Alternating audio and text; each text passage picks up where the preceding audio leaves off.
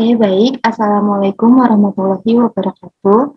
Kami dari kelompok 7 pendidikan peserta didik yang beranggotakan Kintan Arsya Rizkia, Lala Aulia Rahman, Mayanti Melani Putri, dan Novia Priani Dilata. Kali ini kami akan membahas materi dari unit 3, yaitu pertumbuhan dan perkembangan individu. Di bagian pertama, ada faktor-faktor yang mempengaruhi pertumbuhan dan perkembangan individu. Dalam kehidupan anak, ada dua proses yang beroperasi secara kontinu, yaitu pertumbuhan dan perkembangan. Kedua proses ini berlangsung secara interdependensi, artinya saling bergantung satu sama lain. Kedua proses ini tidak bisa dipisahkan dalam bentuk-bentuk yang secara pilah berdiri sendiri-sendiri, akan tetapi bisa dibedakan untuk maksud lebih diperjelas penggunaannya. Pertumbuhan adalah perubahan secara psikologi sebagai hasil dari proses pematangan fungsi-fungsi fisik yang berlangsung secara normal pada anak yang sehat dalam perjalanan waktu tertentu. Hasil pertumbuhan berwujud bertambahnya ukuran-ukuran kuantitatif pada badan anak, seperti besar, panjang, berat, dan kekuatannya, makin sempurna sistem jaringan saraf, dan perubahan-perubahan struktur jasmani lainnya. Lanjut, ada faktor-faktor yang mempengaruhi pertumbuhan yang kurang normal, yaitu pertama, faktor-faktor yang terjadi sebelum lahir seperti kekurangan nutrisi pada ibu janin terkena virus. Yang kedua, faktor ketika lahir atau saat kelahiran, antara lain pendarahan pada kepala bayi pada saat dilahirkan. Yang ketiga, faktor yang dialami bayi. Sesudah lahir, antara lain pengalaman traumatik pada kepala bagian dalam terluka karena kepala janin terpukul. Keempat, faktor psikologis antara lain karena bayi ditinggalkan ibu, ayah, atau kedua orang tuanya. Anak-anak tersebut mengalami kehampaan atau inanity psikis, sehingga mengakibatkan kelambatan pertumbuhan pada semua fungsi jasmaninya. Lanjut, ada perubahan dalam pertumbuhan dan perkembangan.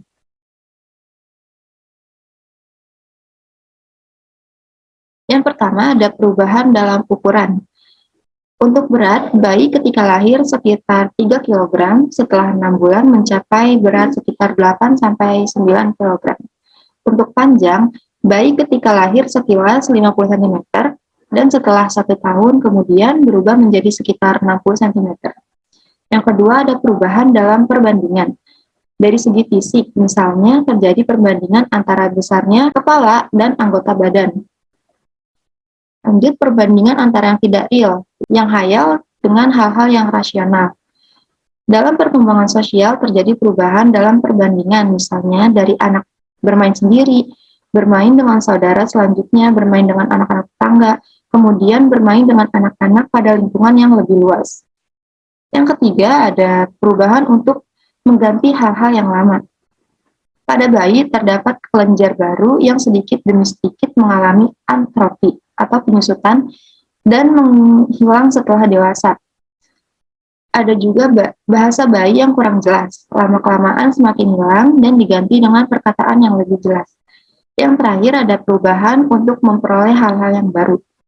Ketika bayi lahir belum punya gigi, kemudian terjadi perubahan yaitu bertumbuhnya gigi secara bertahap. Yang B, menjelang usia remaja, tumbuh bulu-bulu di beberapa area tubuh. Lanjut, dari segi mental akan bertambah perbendaharaan kata-kata yang kekayaan bahasanya. Berbagai pengetahuan dapat diperoleh terutama dari lingkungan pendidikan formal. Nilai dan norma moral akan terasa semakin mengikat. Lanjut, untuk aspek-aspek pertumbuhan dan perkembangan akan dijelaskan oleh Kintan Arsya. Baik, selanjutnya ada aspek-aspek pertumbuhan dan perkembangan. Yang pertama ada pertumbuhan fisik. A. Pertumbuhan sebelum lahir. Masa sebelum lahir merupakan pertumbuhan dan perkembangan manusia yang sangat kompleks, karena merupakan awal terbentuknya organ-organ tubuh dan seterusnya jaringan-jaringan syaraf yang membentuk sistem yang lengkap. Pertumbuhan dan perkembangan janin berakhir pada saat kelahiran. Kelahiran adalah pertanda kematangan biologis dan jaringan saraf masing-masing komponen biologis yang telah mampu berfungsi secara mandiri. Yang B, ada pertumbuhan setelah lahir. Selama periode pralahir dan 6 bulan setelah lahir, pertumbuhan tumbuhnya sangat cepat Pada akhir tahun pertama, kehidupan pasca lahirnya pertumbuhan seorang bayi memperlihatkan tempo yang sedikit lambat, dan kemudian menjadi stabil sampai anak memasuki tahap kematangan kehidupan seksualnya.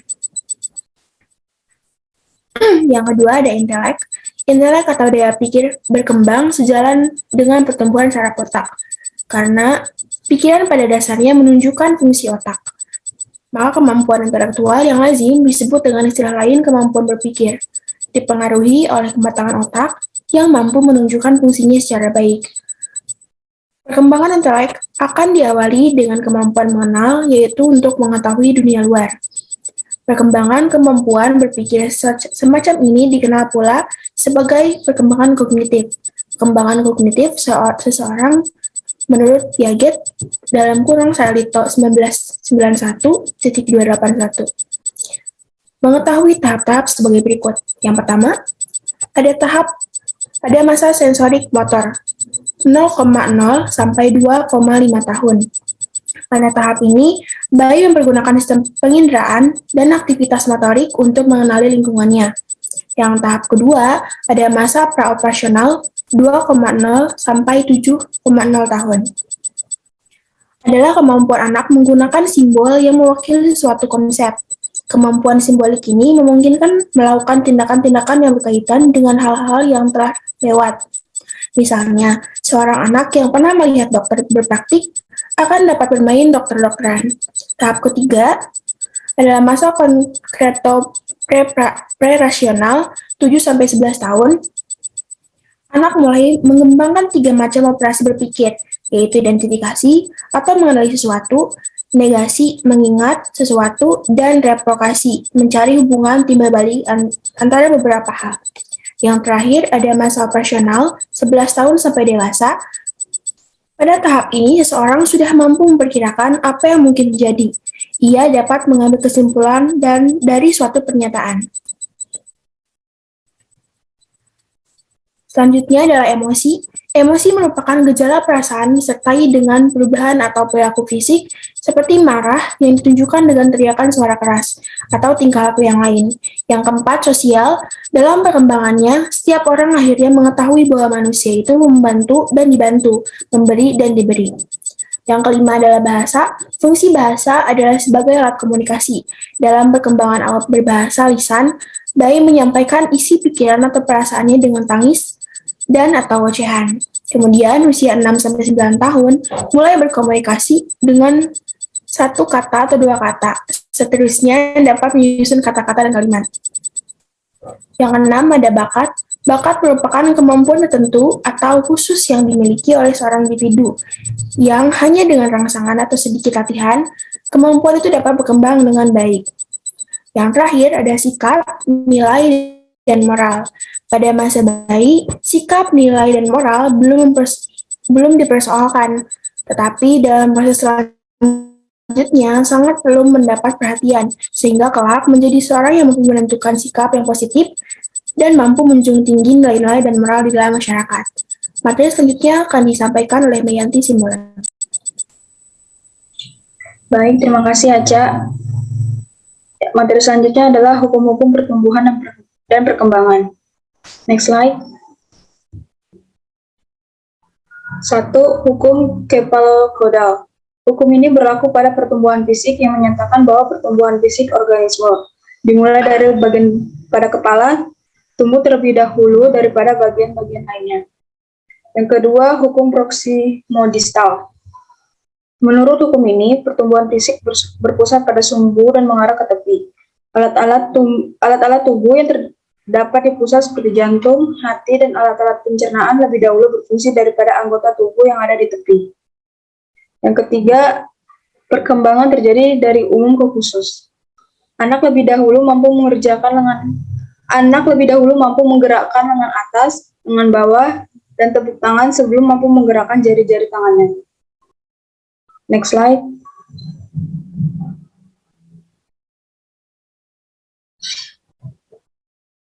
Yang keempat, perkembangan berlangsung dalam tahapan-tahapan perkembangan.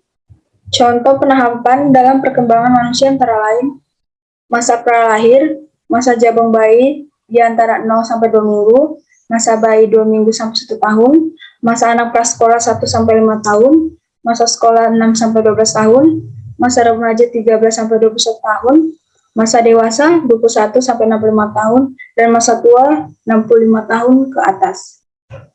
Yang kelima, hukum tempo dan ritme perkembangan. Ritme atau irama perkembangan akan semakin jelas tampak pada saat kematangan fungsi-fungsi. Pada masa ini terlihat adanya selingan di antara cepat dan lambatnya perkembangan, yang kurang lebih tepat atau konstan sifatnya. Selanjutnya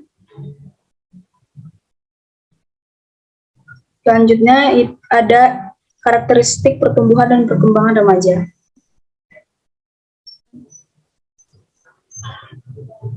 Istilah asing yang sering dipakai untuk menunjukkan makna remaja antara lain adalah pubertate, adolescentia, and youth.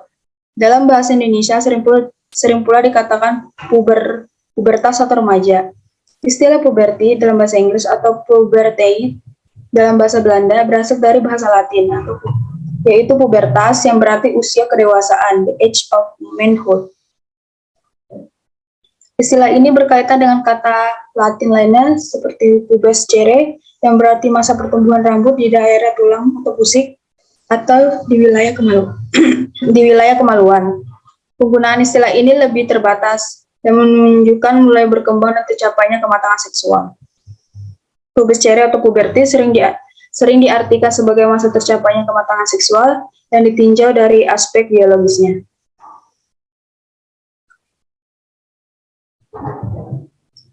Satu, remaja menurut hukum.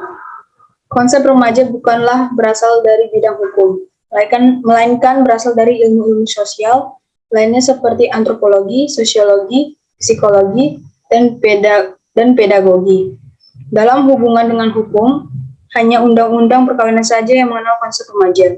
Usia minimal untuk suatu perkawinan menurut undang-undang disebutkan 16 tahun untuk wanita dan 19 tahun untuk pria, yang tercantum dalam pasal 7 Undang-Undang Nomor 1 tahun 1974 tentang perkawinan. 2. Remaja ditinjau dari sudut perkembangan fisik. Dari ilmu kedokteran dan ilmu-ilmu lain yang terkait, remaja dikenal sebagai suatu tahap perkembangan fisik di mana alat-alat kelamin manusia mencapai kematangannya.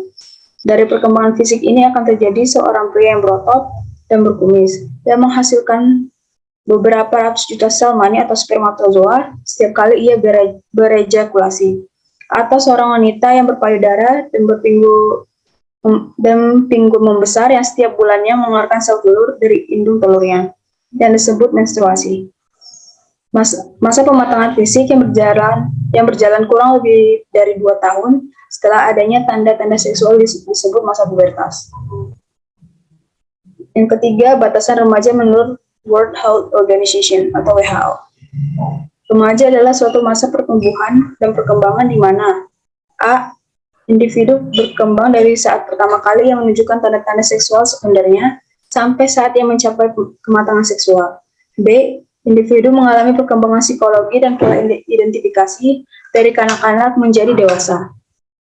C. Terjadi peralihan dari ketergantungan sosial ekonomi yang penuh kepada keadaan yang relatif lebih mandiri. Yang keempat, remaja ditinjau dari faktor sosial psikologis. Puncak perkembangan jiwa itu ditandai dengan adanya proses perubahan dari kondisi entropi ke kondisi negentropi. Entropi adalah keadaan di mana kesadaran manusia masih belum tersunati.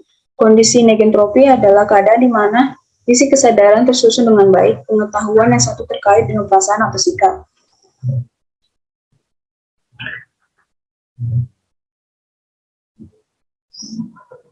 Di mana remaja yang tinggal dalam masyarakat yang menuntut persyaratan yang berat untuk menjadi dewasa akan menjalani masa remaja dalam kurun waktu yang panjang.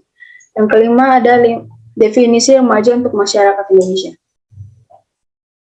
A. Usia 11 tahun adalah usia di mana pada umumnya tanda-tanda seksual sekunder mulai tampak, atau yang disebut dengan kriteria fisik. Yang B. Usia 11 tahun sudah dianggap akil balik. C. Mulai ada tanda-tanda penyempurnaan perkembangan jiwa. D. Usia 24 tahun yaitu untuk memberi peluang bagi mereka yang sampai pada batas usia tersebut masih menggantungkan diri pada orang lain. belum punya hak-hak penuh sebagai orang dewasa atau secara tradisi. Status perkawinan. Seseorang yang sudah menikah pada usia berapapun dianggap dan diperlakukan sebagai orang dewasa penuh, baik secara hukum maupun dalam kehidupan masyarakat dan keluarga. Materi selanjutnya akan disampaikan oleh Novia. Baik, terima kasih Mianti.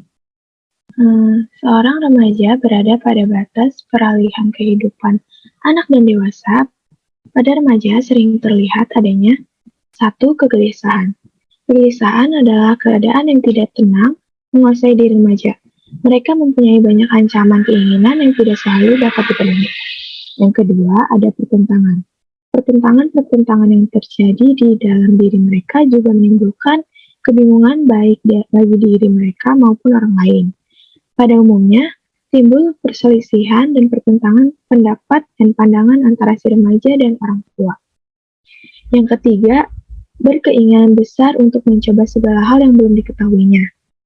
Seperti mereka ingin coba apa yang dilakukan oleh orang dewasa.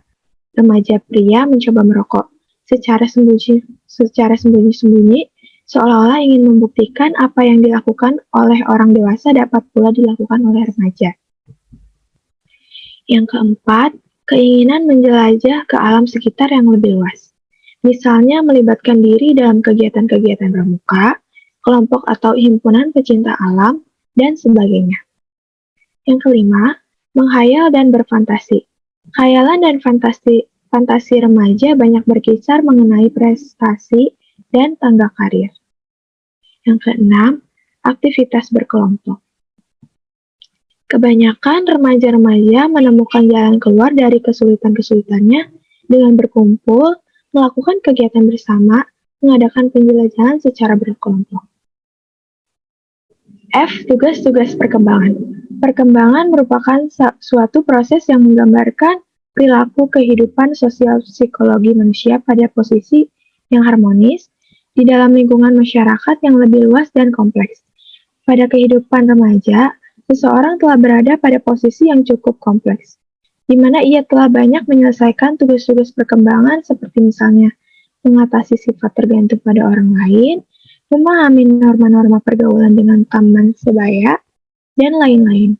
Para remaja menjalani tugas mempersiapkan diri untuk dapat hidup dewasa, dalam arti mampu mengatasi masalah-masalah, bertindak, dan bertanggung jawab sendiri. Tugas-tugas perkembangan pada masa remaja ini dipusatkan pada upaya untuk menanggulangi sikap dan pola perilaku kekanak-kanakan. Have Figures Garrison 1956-14-15 mengemukakan 10 jenis tugas perkembangan remaja sebagai berikut. 1. Mencapai hubungan dengan teman lawan jenisnya secara lebih memuaskan dan matang.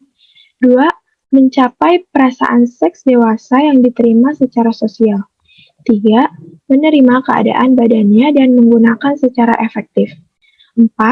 Mencapai kebebasan emosional dari orang dewasa. 5. Mencapai kebebasan ekonomi. 6. Memilih dan menyiapkan suatu pekerjaan. 7. Menyiapkan perkawinan dan kehidupan berkeluarga. 8. Mengembangkan keterampilan dan konsep intelektual yang perlu bagi warga yang kompeten. 9. Menginginkan dan mencapai tingkah laku yang bertanggung jawab secara sosial. Dan 10. Menggapai suatu perangkat nilai yang digunakan sebagai pedoman tingkah laku.